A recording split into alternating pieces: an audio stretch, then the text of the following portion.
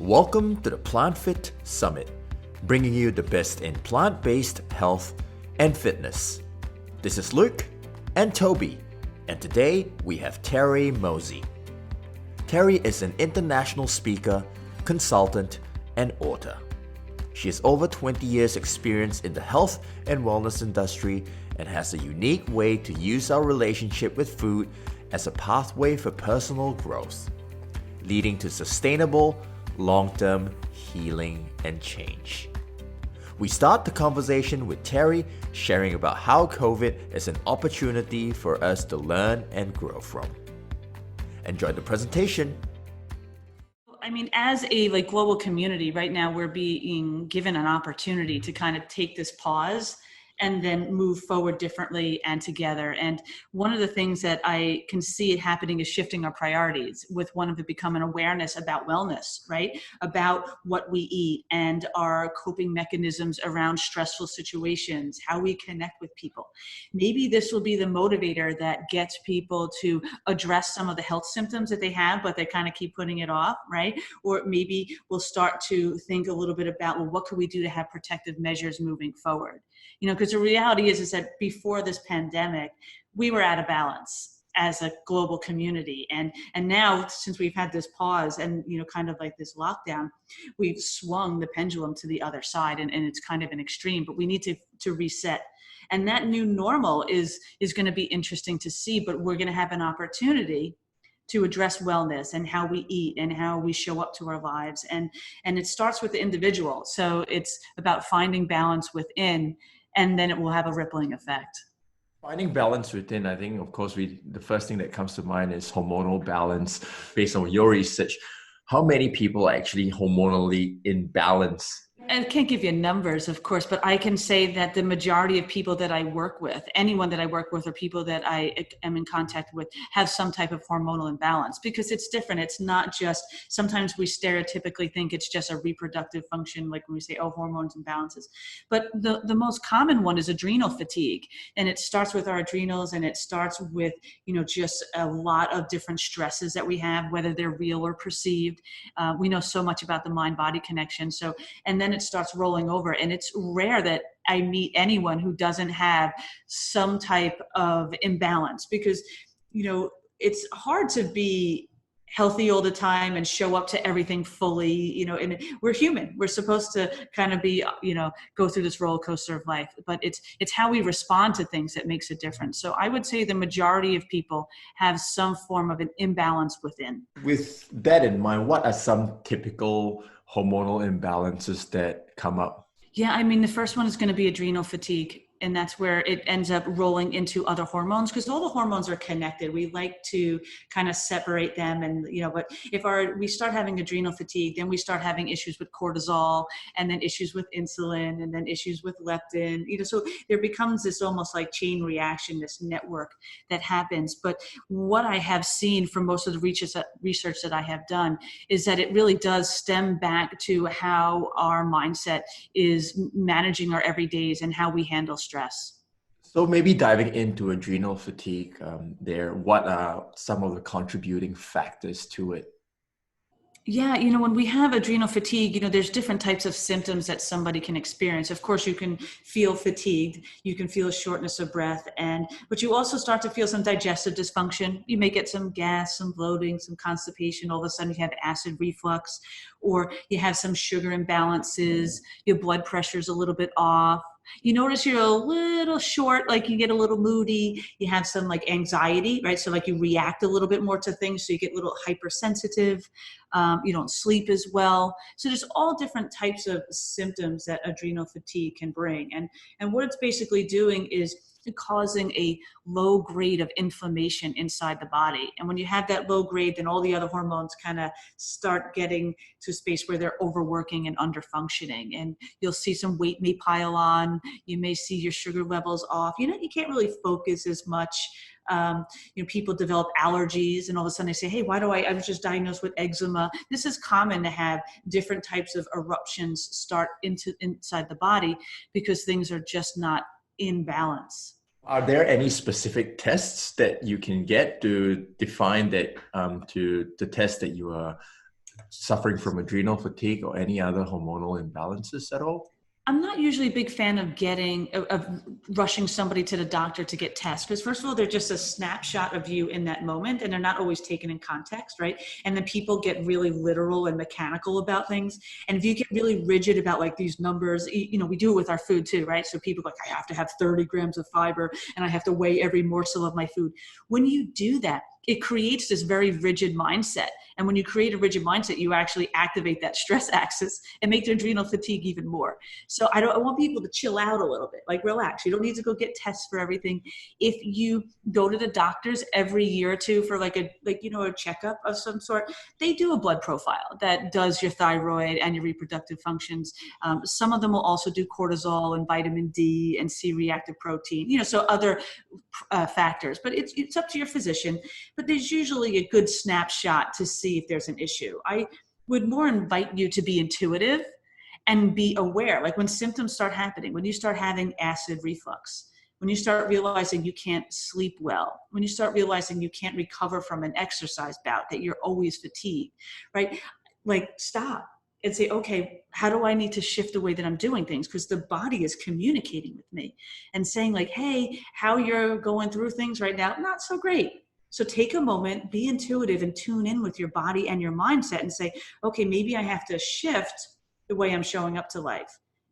Instead of saying like, okay, let's run to the doctor and see how I can quickly get this removed. Like all of the symptoms you get from your body and from your mind is basically just communicating. Are you in balance or are you not? So speaking of being intuitive, I think a lot of people talk about intuitive eating, and where that's concerned, how can people learn to be more intuitive with their body? Because sometimes, your intuition says that you need sugar, your intuition says that you need chocolate. But we like to believe, like, I swear it's from the inside. I really need it. I need that craving. Where intuition is being able to connect with your body. And you know when you are on, right? You know when you are on and you're focused and your mind is clear and you're good with stuff. You know when you're physically strong, right? So you know what is optimal for you and what's not. So when we're talking about intuitive, it's about connecting with your body and connecting with the messages that it sends. And when it says like, hey, I'm having a craving for chocolate, it's not necessarily that you need chocolate. It's that your reward center or certain hormones in your body and neurotransmitters that make you feel good and feel comfortable want to be released. So to me, if you're saying you're craving those things, I'm going to say, well, what do you need to do in this moment to make you happy? You're kind of stuck. You're in a rut. Why don't you do something that elevates and brings you appreciation and joy? And if you do that, then that craving goes away, right? So we have reward centers. That's not necessarily saying like I intuitively need to have chocolate, but it's when you crave the chocolate, you go, oh, wait, why do I crave chocolate? Not because I have a deficiency in chocolate, because there are specific brain chemicals that want to release into my body so that I can feel comfort, so that I can feel calm.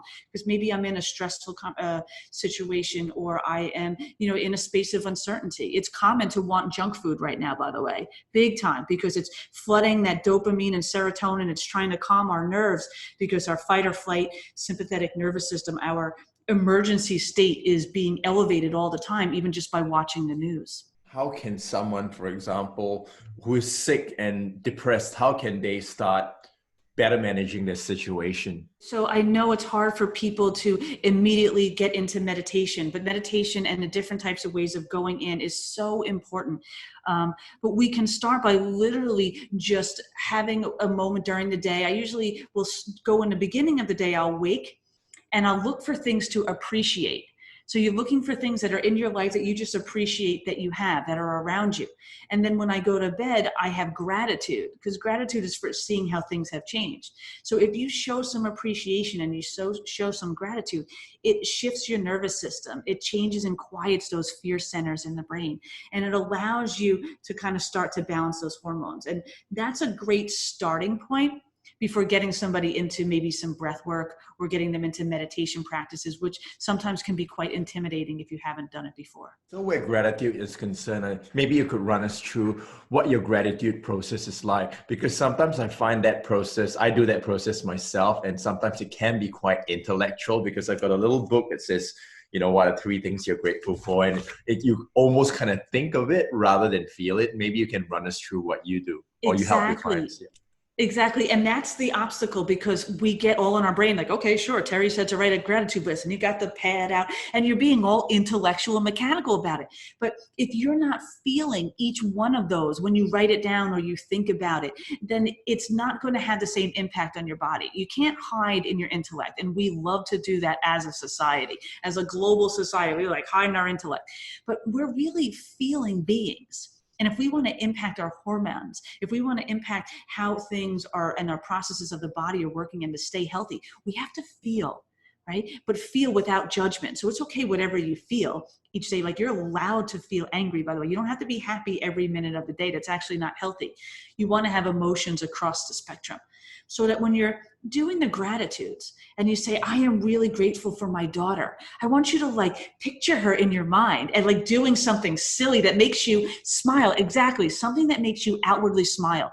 So when you do your gratitudes and you say, oh my God, I'm so grateful for my friend Sarah, like, you should smile because of the feeling of that. If you're authentically smiling on the outside, that means that you are impacting yourself on a cellular level.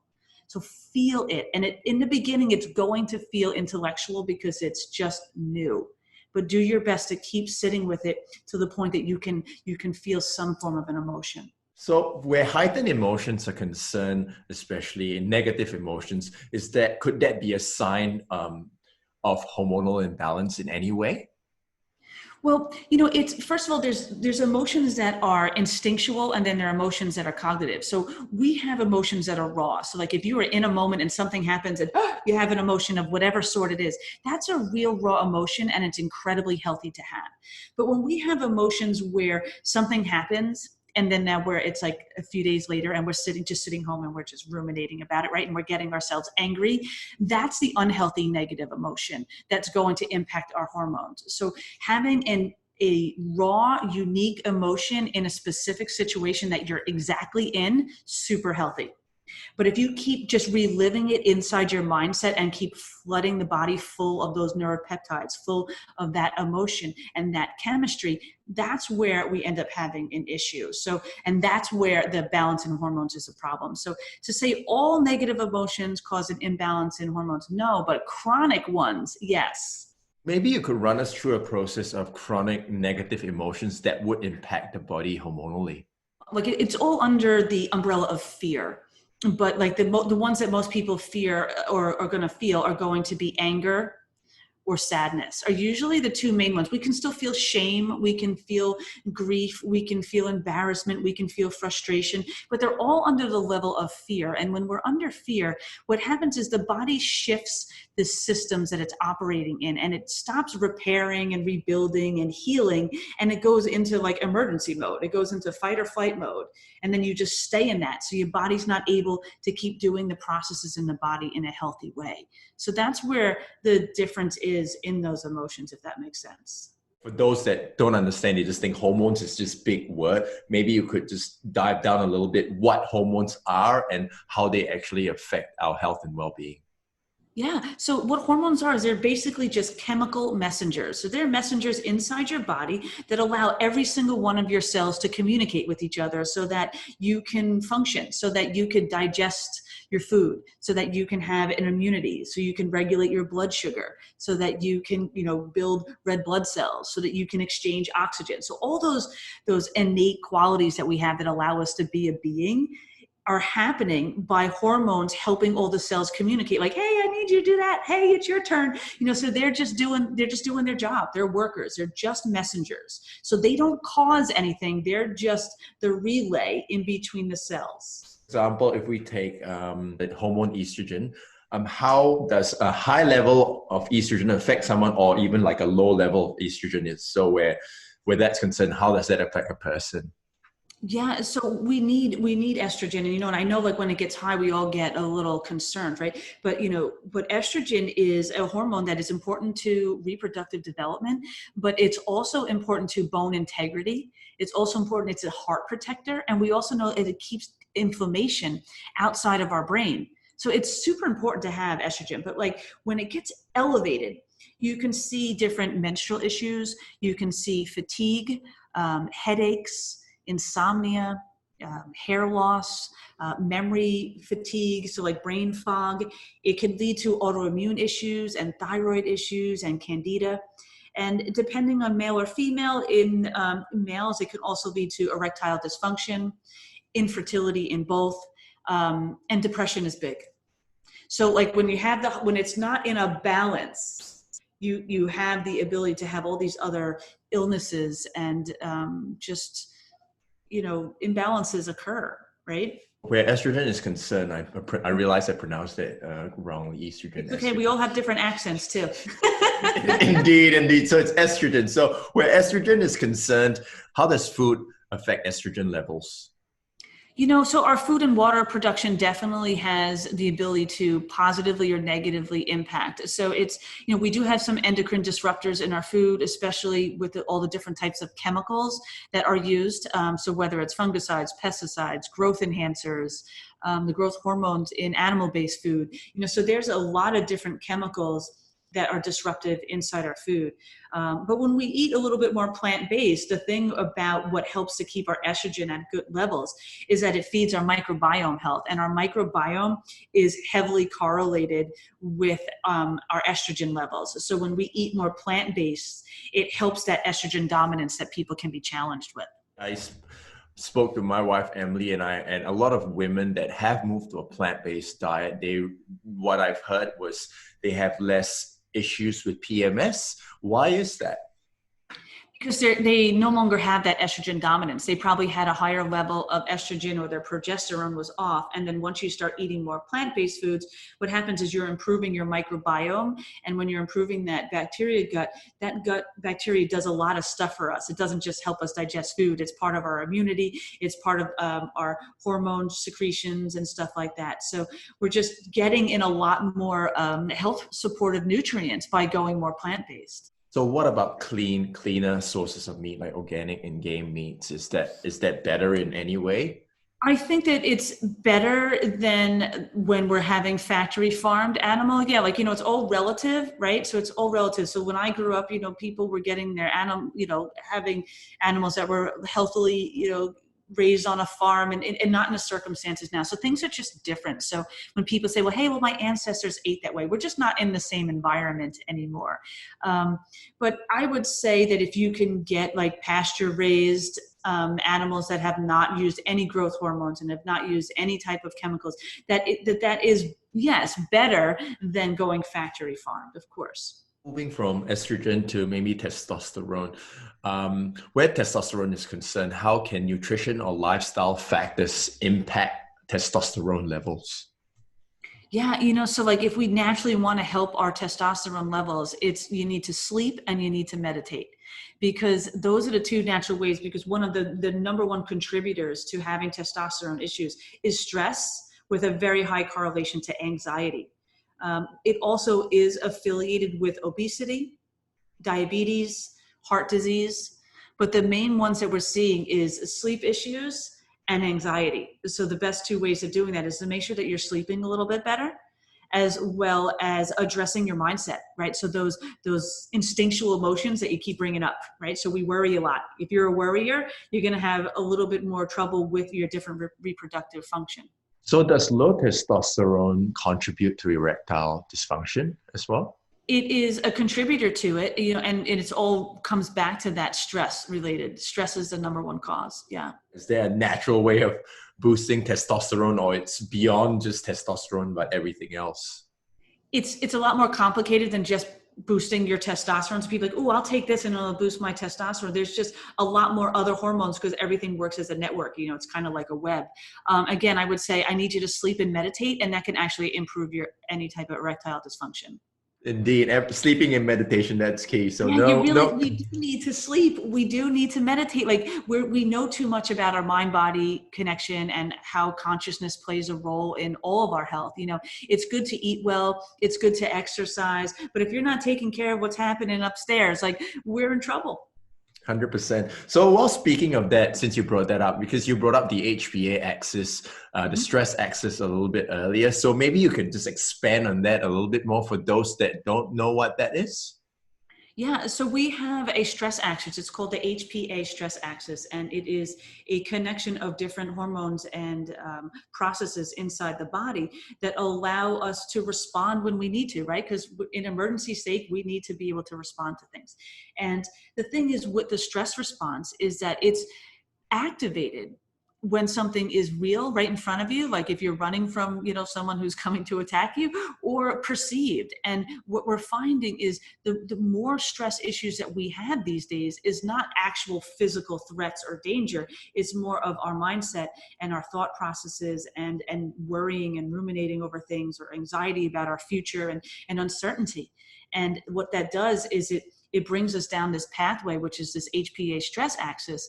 And that's what impacts our hormones. It changes our cortisol levels and our insulin levels and our DHEA levels, which helps our cell repair and our membranes. And it just starts, you start putting on a little bit of weight, your sugars get a little bit off, you get a little bit of mood swings. And here comes that hormone imbalance, because the body just starts to always stay in that stressful situation. It always is in that emergency state. And then the body just needs to respond.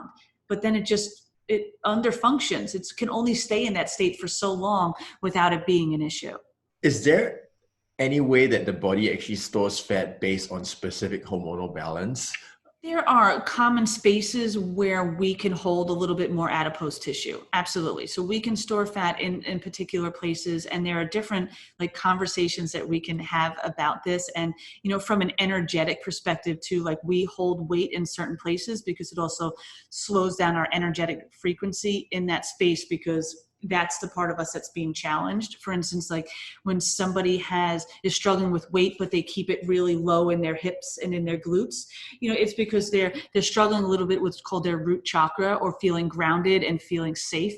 When we store it in our bellies, it's literally a protective layer covered over what's called our solar plexus, which has a lot to do with our self-esteem and how we see ourselves in the world. So there are different ways that we can look at where somebody may hold their weight and understand a little bit more about them.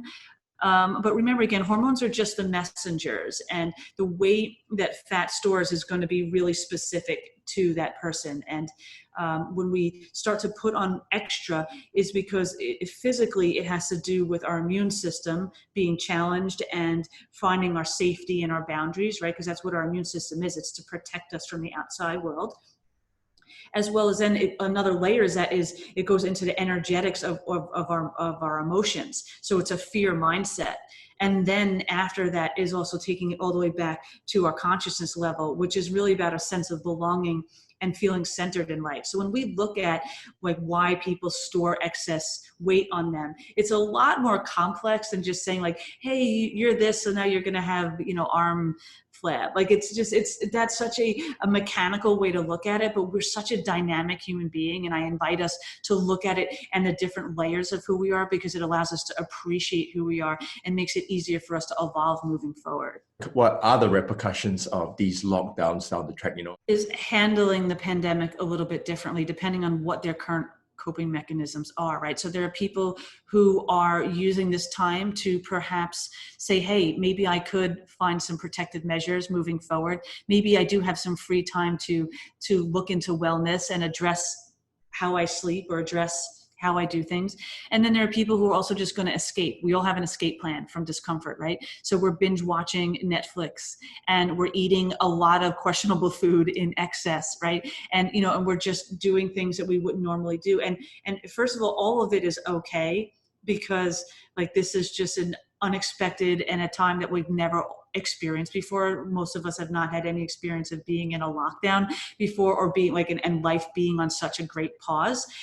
So I see that there is a potential that people are going to be a little nervous moving forward, especially interacting with people, and that's going to be just a challenge to get people to kind of just breathe and relax and realize that we can do this together, and just following the slow phases into getting us back to a new normalcy. But yeah, there's going to be a little fear in the beginning, but we can change that. We can change it by shifting our mindset, because there's a lot of silver linings in this pandemic.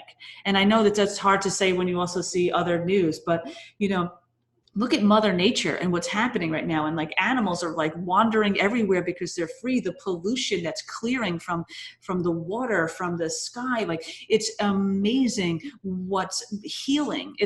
So we have this opportunity to also use this as a healing space. But don't hit yourself or over and like beat yourself up for like binging Netflix and not exercising and eating junk food at 12 o'clock, at night. Like, it doesn't matter. Like, you do what you can, but think of this as an opportunity to say, how can this serve me moving forward? This has already happened. Don't worry about it. Like, shake it off.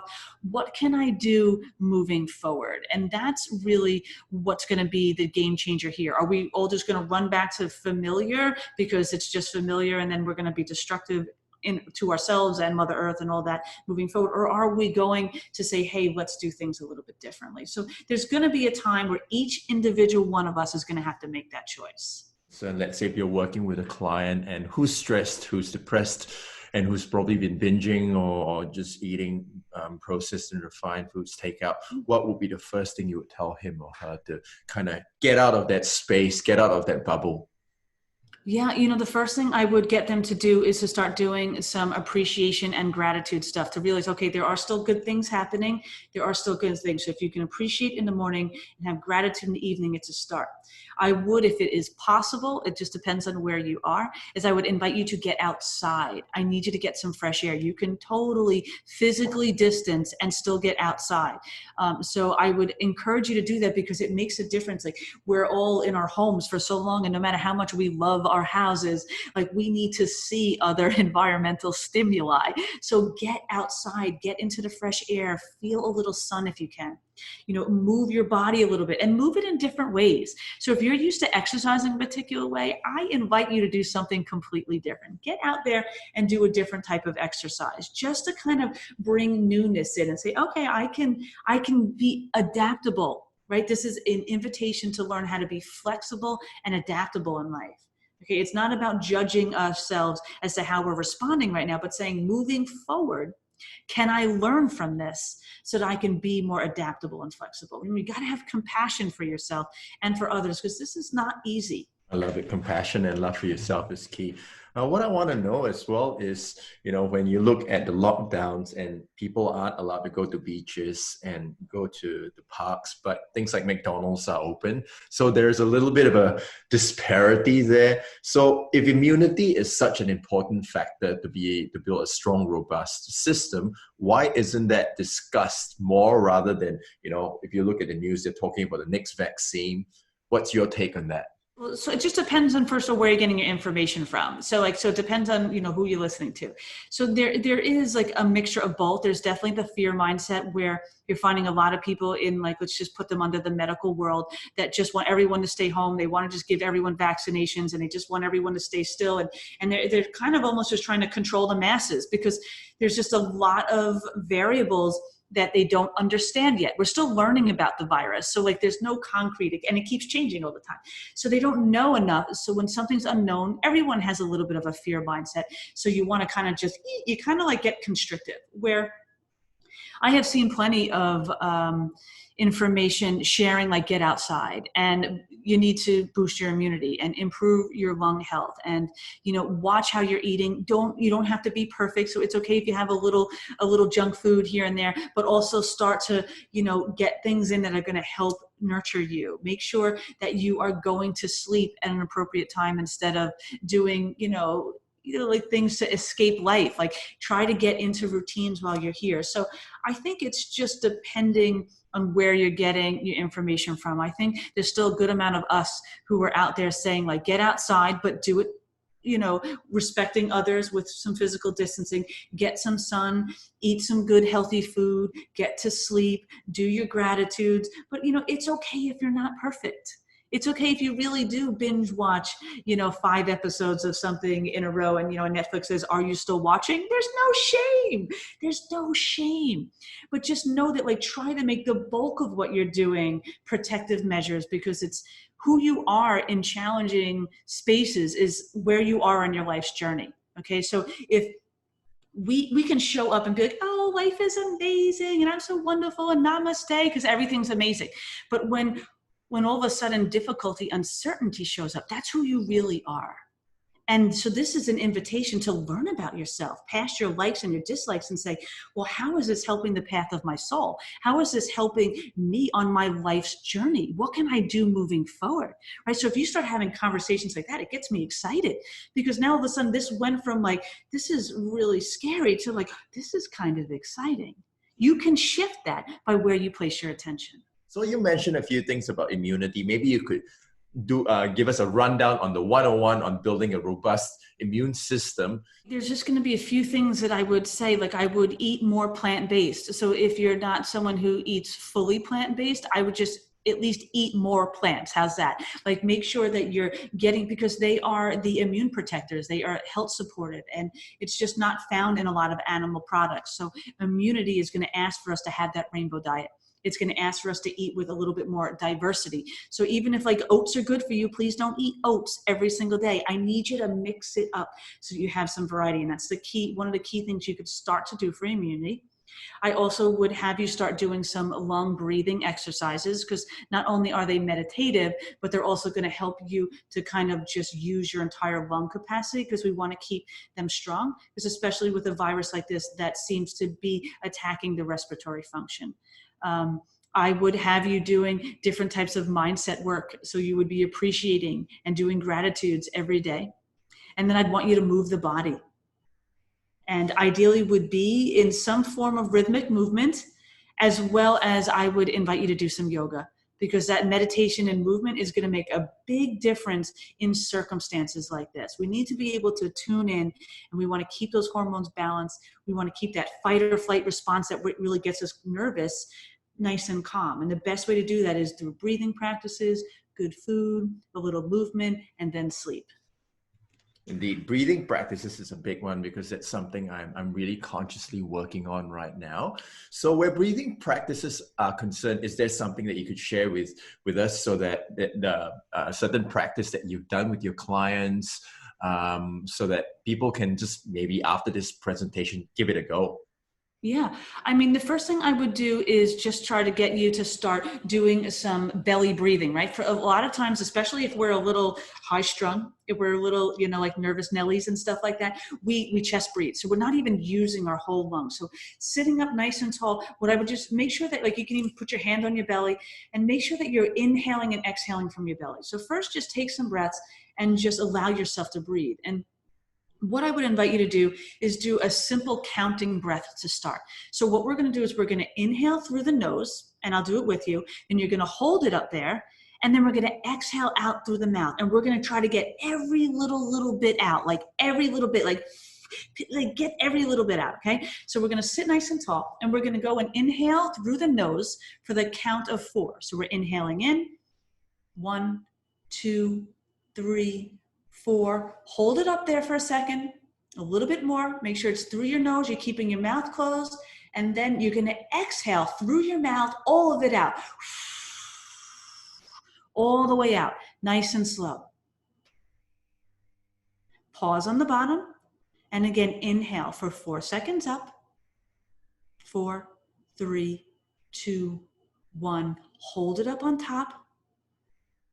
Feeling your heart beating a little bit, right? Because you're holding it up there, and then open your mouth and let it go. All the way out, every little bit, give it a little extra at the end, get it all out. And I would invite you to just practice that to start. There's all different types of breathing meditations, but this is one that's going to help you also just expand your lung capacity, which is relative to what we're experiencing right now. I love it. I always, every time I just take deep breaths in like that because I do box breathing and also this thing called the step up protocol that I've learned. It just suddenly brings focus, clarity, and presence to what I'm doing. So it's incredible. So thank you for that, Of Terry. course. The next thing as well is what I do, and I know some people that actually do it. They also breathe in affirmations. Is that something that you've done with your clients at all? I like affirmations, and I like different types of meditative prayers, like whether, like if it's longer than like a short affirmation. The thing is with them is that they're not really going to like change your subconscious thinking, because you need to be in a meditative state and particular brain waves to actually like really do your rewiring. But they're amazing to get you out of your worry and the stories you have just running in your head. So I do recommend people using affirmations. I don't use specific ones. Like sometimes I'll use some I'll just say like if someone's in a story in their head, like nothing's happening, right? They're just at home, like making up like the craziest, like what if this happens? And I'll just have them interrupt it and say, change the story, and then look for something to appreciate. So an affirmation of something as simple as change the story may help. But also some people like to come up with their own, because it needs to be something that you can feel and resonate with. But know that it's not the same as changing your subconscious programming by doing an affirmation, but it does interrupt you in your waking moments to keep you in the present and keep you out of these like crazy stories, right? That we can create. I love it. It's about catching yourself up because we know where that spiral leads if we just keep hitting into Exactly. that door. Yes. Exactly. And each time that you catch yourself, you are lessening the wiring of those parts of the brain that you have habitually kept running. So and you're creating new ones by putting in those affirmations or changing the words that you say. You're slowly starting to shift your thought processes and the rewiring of your brain, which is what we want to do ultimately. And I guess it's just like training in the gym, training your biceps and your chest. It's about training that mental muscle and that pattern, retraining that a new pattern, I would say. So, where the mind is concerned, I want to dive into sleep here because, what's the connection between gut health and sleep or lack of sleep? Yeah, so I mean, sleep just in itself, by the way, is just such a metabolically active time. Like when you go to sleep, we think like, oh, we're resting, we're taking a little break from our wake world. But, there's like the brain and the body are doing so many things while you're sleeping. Like it's helping you problem solve, and it helps improve your memory, and it rewires your brain. And you almost even have like an emotional therapy session when you're sleeping. So it improves your coping skills, and it boosts your immunity. It balances your hormones. It manages your blood pressure. It suppresses cancer cell growth. Like sleep is important, but we don't take it so seriously. Everyone's always looking for like, well, how much do I really need? And they want to like bargain with me. And I'm here to share, especially when we're talking about balance, finding balance within and hormone balances and stuff like that. If you want to find balance, you got to live differently. And sleep needs to be one of those things. And one of the great things we do know now is that the gut and sleep are linked. And they're linked by 3 different pathways. They're linked through our neurological system, they're linked through our immune system, and then they're linked through hormone secretions. And the cool thing is that the gut and the microbiome, it has its own brain. Right? It's not just digesting your food. And it secretes hormones and brain chemicals, it regulates your mood. It helps you make decisions. It regulates your immunity. It helps you learn and remember things. It helps you deal with pain. Like there's so many things that your gut microbiome does. So you have like 4 or 5 pounds of like bacteria there that needs to be happy. And when it's happy, you're happy. When it's happy, you're balanced. When it's happy, you sleep. So the foods that you eat impact the way that you're going to be able to sleep as well. And that's another reason why we emphasize eating a more plant-based diet, because certain plant foods are going to be the foods that the friendly bacteria likes to eat. It's prebiotic food. So when we're eating those foods and we're taking in more fiber, which comes from plant-based foods, and we're taking in specific fermented foods, we're making our gut happy. And then our immune system, our hormones, our sleep, and everything gets regulated. It's really pretty neat. So you mentioned a plant-based diet. So what else can people do to improve the quality of their sleep? Well, we need to kind of shift the way we prepare for sleep. Okay, so the way we go about getting into bed and stuff like that, like, we have TVs in the bedroom, we got the iPad, we got the phone. So we have all this different stimulus that's happening. And that's going to make it very difficult to sleep, as well as just the LED lights. Like any type of LED lights already impact the different cycles that we have when we sleep. So I would recommend taking all of that out of the bedroom. LED lights, phones, iPads, TVs, they're out. And I would, prepare to go to bed in a way of doing some meditations or doing certain things at night that decompress you. Maybe you're someone who likes to journal. Maybe you're somebody who likes to do different, like, traditional prayers. I don't know, whatever it is that you like to do. Some people listen to different apps of, like, bedtime stories, like whatever it is that kind of stimulates you. A yoga nidra, where you do like a scan body meditation, is fabulous to get you to sleep. So preparing for sleep is one thing. Don't fall asleep on the sofa and then go crawl to bed, because you're disrupting your sleep cycles. We have to go through like these 90-minute cycles of sleep, and we need about 5 cycles to really get optimal sleep. So when you go to sleep on the sofa, you're messing around with your cycles. So cut that out. And when it's time to go to bed, you need to just go to bed. Like, why are you even, I don't even know why people do it. I've done it for many years, and I finally realized, like, why do I like make myself stay awake to watch a show and I'm unconscious? Like, why don't I just go to bed? What am I missing, right? Like, we do silly things as people, right? But, we want to prepare. I would watch with caffeine intake. So I'm not saying not to drink any caffeine, but I would keep it, if you are someone who drinks caffeine, I would keep it only in the morning, because there's a 10-hour half-life of caffeine, and that impacts our sleep drive.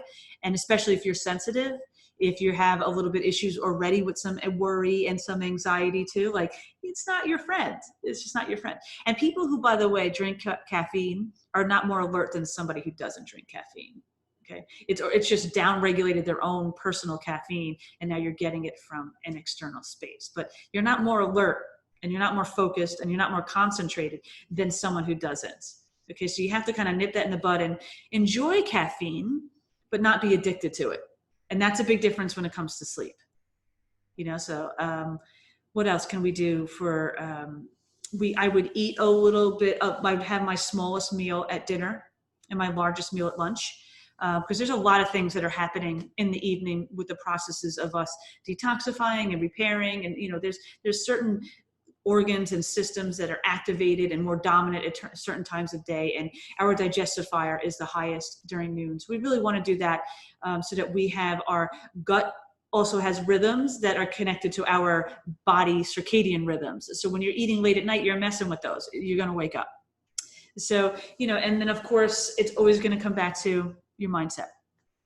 Are you doing some breathing exercises? Are you doing some meditations? Are you interrupting and changing that story when you get into, a run-on of something?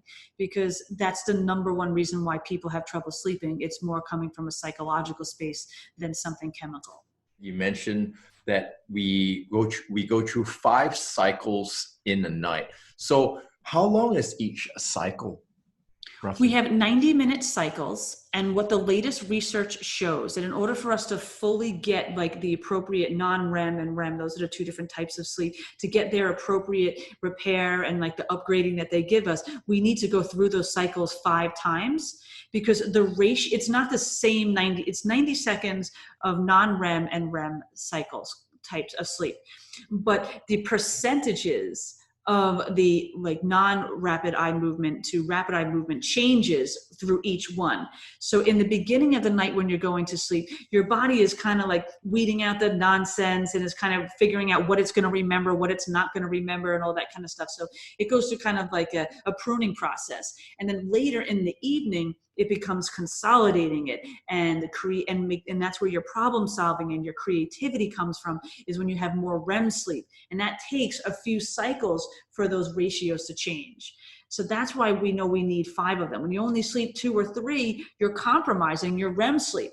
And that's where we get our emotional reset. That's where we get our creativity. That's where we get our problem solving, right? So that's where we start to see issues with people long-term struggling with things like anxiety and depression, is because they're cutting off their sleep before those processes had a chance to do their thing. So where 5 cycles are concerned, that's what is that like 8 or 9 hours? Comes out at around 7.5 hours of sleep. 7.5. Because right now I personally am having about 6, which is not optimal. So where that's concerned, But it's because not of that bad though. Six is better than you'd be surprised.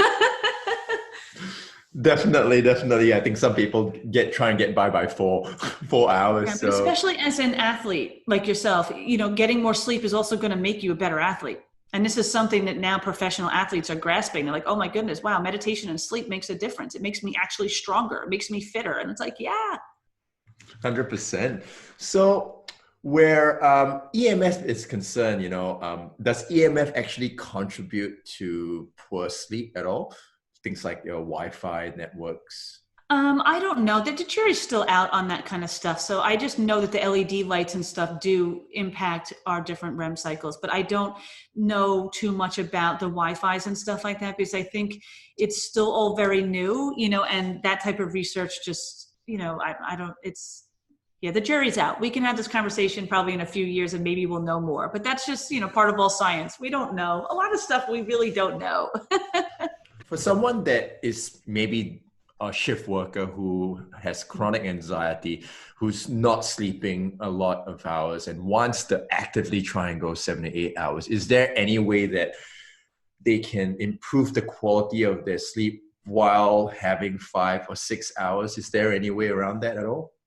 Because you're not getting all the different cycles that need to be completed. I still would recommend that they nap, like shift workers or anyone who's like emergency responders or people who just work that type of lifestyle that also brings on stresses, right? Is to nap. Napping is awesome. It's not just for babies. Everyone should be napping, and it does wonders for our mindset. It allows us to problem solve, and especially if you're doing certain shift work, because you sometimes need to make decisions on the fly, and you need to make smart decisions on the fly. So taking some naps and eating a little bit better, but as far as you're not going to change that cycle that needs to happen, so. And we also can't just be like, oh well, I'll just sleep better on the weekends. You can't really catch up. That's another thing that we do understand is you can definitely feel a little bit more energy by sleeping more on Saturday or whatever day you have off, but you can't take back or like catch up for the emotional reset and the different types of wiring that happens on a daily basis. That's just lost. So that's the concern, because sleep deprivation and issues that we see with sleep deprivation happens after only 7 to 10 days of not getting a full amount of sleep. So just imagine people who are chronically, that's why it's affiliated and connected to cancer, heart disease, diabetes, obesity, because we're not able to get the repair systems doing what they need to do. We've chatted about nutrition, about stress and hormones. What's the one thing that a person can do to take control of their lives and their impact in the world? Slow down.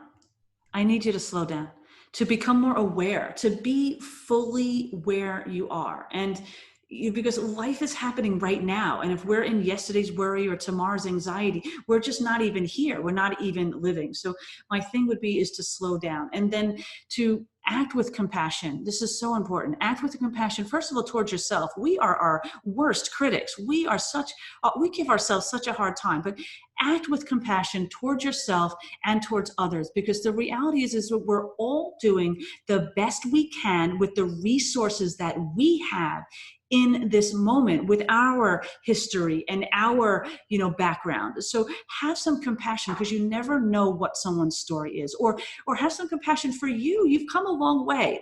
So slow down and have compassion. It will change everything that you do, and it will balance your hormones too. I love it, Teri. Thank you very much. You're welcome. We hope you've enjoyed this presentation. A wise man once said, "You make a new life by making new choices." Now, if you know that what you eat matters, if you know that health comes from healthy living, then the time to make new choices is now. And just imagine owning the summit for life. Click the button for more. Maybe you know our stories. Luke and I lost family to cancer, and we wish we would have known sooner what you are learning here today. So please, share the summit, take action, and let's support each other. Thank you. This is Toby and Luke signing off, and we can't wait to see you for the next presentation.